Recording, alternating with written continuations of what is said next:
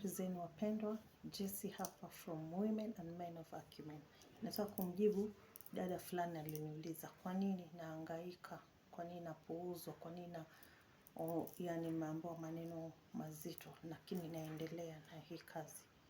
Nataka kumjibu leo kuwa najua kile kinachonipa kutoka kwa hii kazi, najua thamani ya hii kazi. Na kuna mtu fulani mahali anaweza kuwa anataka super glue, mwingine anataka training, mwingine anataka omega 3. Nani atamuelezea?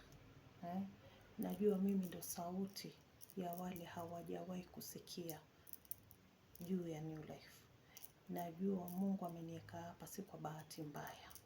Najua najengea watoto wangu urithi. Kwa hivyo nikikaa nikijiuliza kwa nini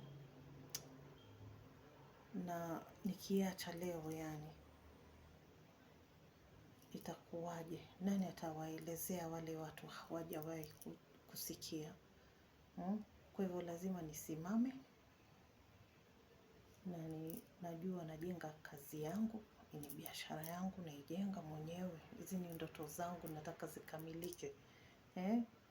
Kwa hivyo mwenzangu, mimi nitakuomba uruke upande huu wangu, ufungue biashara yako uifanye, maanake hii ukiingia ni biashara yako unaifanya mwenyewe. Wewe pale umeandikwa unafanya kazi yako, lakini unajengea mtu ndoto zake. Ujijengee wewe ndoto zako. Unafanyia mtu kazi yake. Kwa hivyo nakusihi na wale wengine, kama hamna plan B, rukeni pande huu. Hii New Life iwe plan B yenu. Maanake hamjui kesho itakuwaje. Mwanze kujenga ndoto zenu na New Life, mzikamilishe.